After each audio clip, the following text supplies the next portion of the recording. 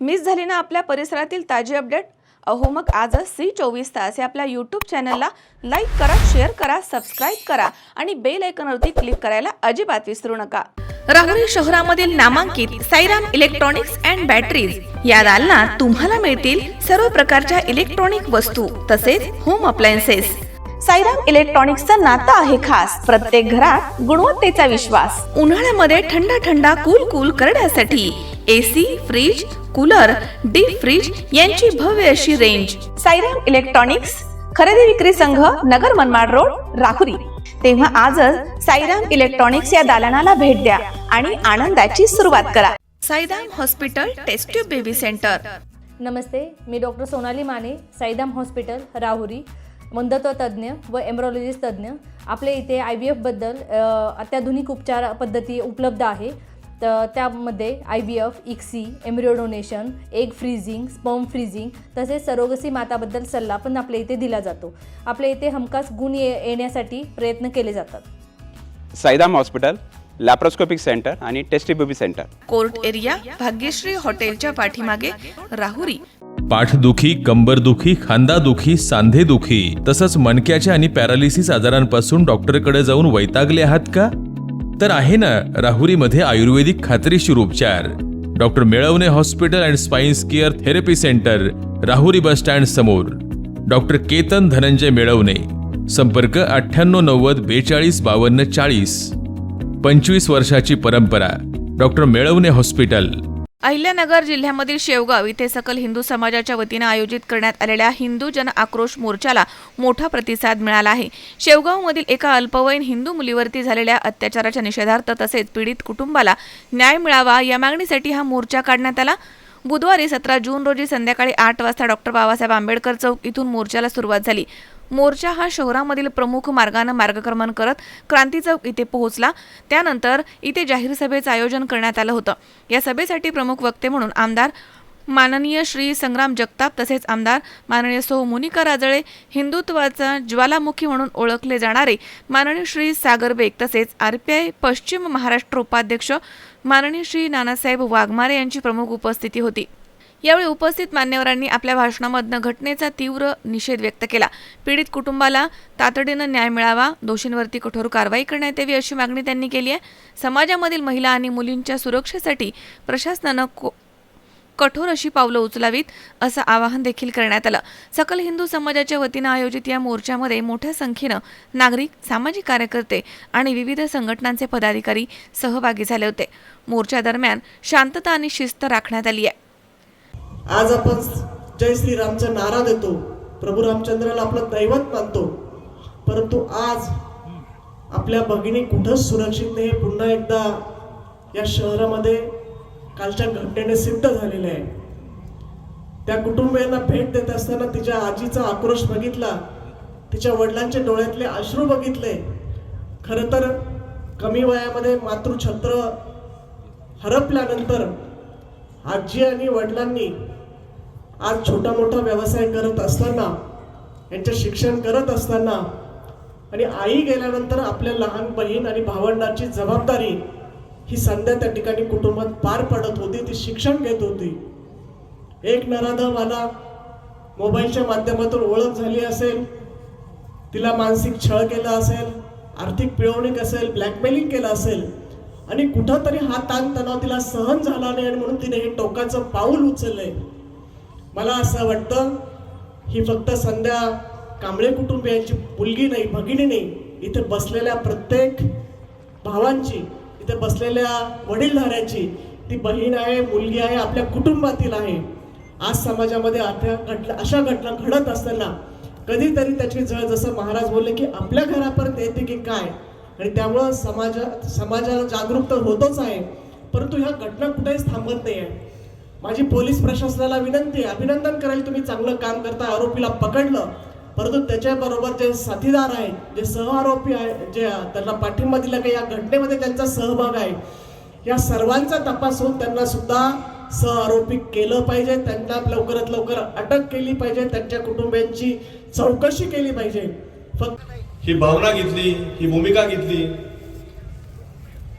ही मावशी फक्त तुमच्या कुटुंबाला न्याय मिळवून देण्याकरता घेतलेली आहे। आता इथं अधूनमधून सारखं कोणतरी बोलत होतं. इथं तुम्ही पहिले तर लक्षात घेतलं पाहिजे की आज कुठलीही निवडणूक नाही, कुठल्या निवडणुकीच्या कामाकरता कुणी आलेलं नाही. हे आलोय फक्त संध्याताईला न्याय मिळवून देण्याकरता. तोही सकल हिंदू समाज तुमच्या पाठीमागे या ठिकाणी आलेला आहे, हे तुम्ही लक्षात घेतलं पाहिजे. आणि जिथं जिथं तुम्हाला नाव दिसतं सकल हिंदू समाज, तिथं न्याय मिळूसपर्यंत ते थांबत सुद्धा नाही, तुम्ही लक्षामध्ये घ्या. त्यामुळे आज ज्या ठिकाणी तुमच्या मागे समाज उभा राहिलाय, तुम्ही लक्षात घेतलं पाहिजे हे न्यायाचं पहिलं पाऊल हे आता टाकलं गेलेलं आहे. तुमची तो आरोपीत पकडला, काय काय व्हायचं ते सगळं होणार आहे. तुम्ही त्याची अजिबात चिंता करू नका. ज्या वेळेला सकल हिंदू समाज एखाद्या विषयामध्ये सहभागी होतो, त्या विषयाची गांभीर्य आपण देखील लक्षात घेतलं पाहिजे की कोण आहे, हे कशा करता आलेले, हे काही कुठल्याही निवडणुकी करता आलेले नाहीत. निवडणुका सगळ्या संपलेल्या आहेत. मोनिकाताई कशा करता आल्या, सगळ्या निवडणुका संपल्यात. निवडणूक करता कुणी आम्ही आलो नाही. आणि महाराष्ट्रात आता तुम्ही वारीचं नियोजन सुरू झाले, पण तरी सुद्धा आता हे सगळे लोक तुमच्यामध्ये कशा करतात. वाघमारे साहेबांनी मार्गदर्शन केलं. आणि महत्वाचं म्हणजे सागर भैया आले म्हणजे गोली आ गेली आहे. काळजी करू. आमच्या काय थोड्या आयुर्वेदिक गोळ्या आहेत, थोडा वेळ लागतो. ही एक मुलगी नाहीये, या महाराष्ट्रामध्ये अनेक मुली आमच्या अशाच लव जिहादमध्ये फसताय आणि आत्महत्या करताय. आता तरी 12 दिवसानंतर FIR दाखल झाली. मुलगी वारल्यानंतर 12व्या दिवशी FIR दाखल झालेली आहे. त्यासाठी या हिंदुत्ववादी पोरांनी मोठा त्यांचा सहभाग आहे. त्या पोरांनी त्या परिवारांची भेट घेऊन त्यांना सांगितलं का आम्ही सर्व तुमच्या पाठीशी आहे. ते लोक तयार झाले, गुन्हा दाखल झाला, आरोपी अटक झाला. पण याच्यात निष्पन्न झाला पाहिजे, त्याला शिक्षा झाली पाहिजे. ज्या ज्या लोकांनी त्याला साथ दिली त्या सर्वांना शिक्षा झाली पाहिजे. तर हा समाज जागृत आहे. प्रशासनाला पण आमची विनंती आहे का जर हा समाज एवढा इथं जमत असेल तर दरवेळेस हा शांततेत राहणार नाही. आपण याच्यात ठोस कारवाई केली पाहिजे. जसा 2 नंबरचे धंदे आहे, ते धंदे बंद झाले पाहिजे. गुटख्यामध्ये सगळ्यात 1 नंबर आहे आपलं शेवगाव.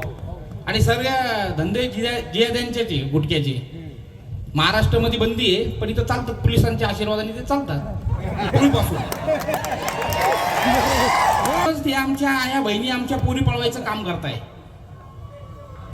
मग जर असं एकतर्फा होत राहिलं तर हे पोरी कसं काय आपल्या आत्महत्या करणार नाही, कसं काय हे लोक माजणार नाही. त्यांचा माज हा कुठून सुरू झालाय, आपल्याकडूनच सुरू झालाय. आपल्या लोकांनी कुठेतरी त्यांना बसवलंय आणि त्याच्यातून हे सगळे उलटे पालटे धंदे करताय. आपण सर्वांनी आमदार ताईकडे सगळ्यांनी जायला पाहिजे. असं जिथे जिथे घडतंय ताईला निवेदन देत जा. तुम्ही तिथपर्यंत पोहोचत नाही, त्यांना माहिती देत नाही. आता इथे यायच्या पहिले ताईला आपण सगळं लिहून द्यायला पाहिजे होतं.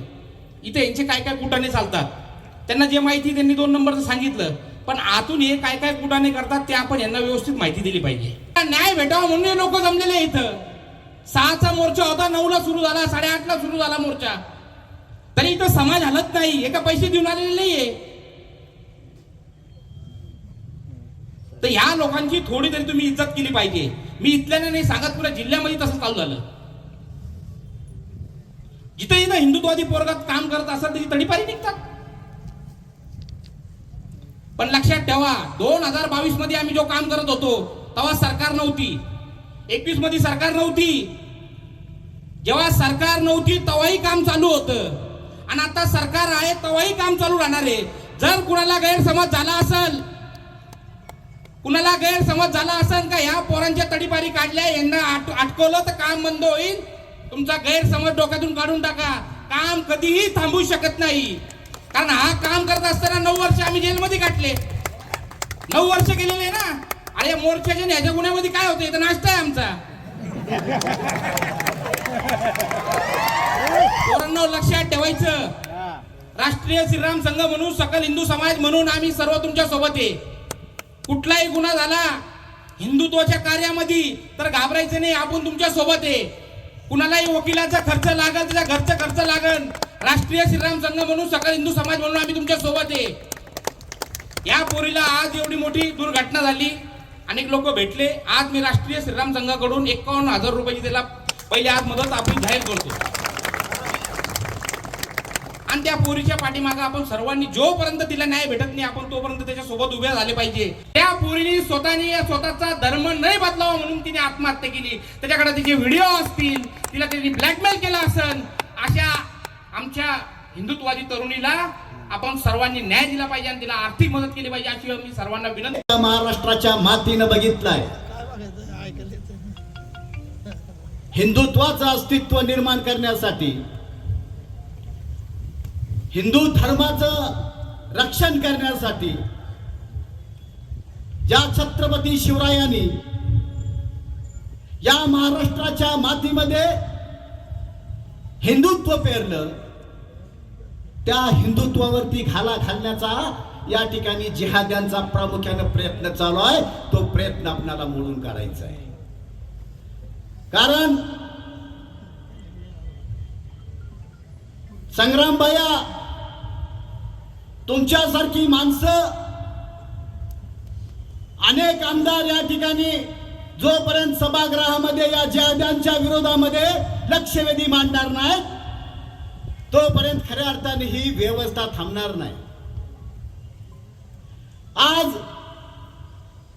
काय दोष होता त्या आमच्या ताईचा? 16व्या वर्षी तिला जीव गमवावा लागला आणि आम्ही या ठिकाणी काय करतोय? आम्ही त्या ताईच्या फोटोला हार घातलाय, निषेध सभा घेतोय. बांधवांनो, मी या ठिकाणी तुम्हाला सांगतो, त्या जिहाद्यांना माझी वॉर्निंग आहे. या शेवगावच्या स्टेजवरून माझी त्यांना वॉर्निंग आहे. आता इथून पुढच्या काळामध्ये आम्ही निषेध व्यक्त करणार नाही, डायरेक्ट शिरछेद केला जाईल याची त्यांनी दखल घेतली पाहिजे. कारण आम्ही छत्रपती शिवरायांच्या विचाराची औलाद आहे. प्रशासनाला मला सांगायचं आहे, या लोकांना नुसतं तुम्ही अटक करून आमच्या डोळ्यामध्ये माती टाकण्याचं काम करू नका. जोपर्यंत त्यांना फाशीची शिक्षा होणार नाही तोपर्यंत खऱ्या अर्थानं आमचा हा लढा थांबणार नाही. ही गोष्ट तुम्हाला मी या ठिकाणी सांगू इच्छितो. संदीप देहाडराय, सी 24 तास, शेवगाव.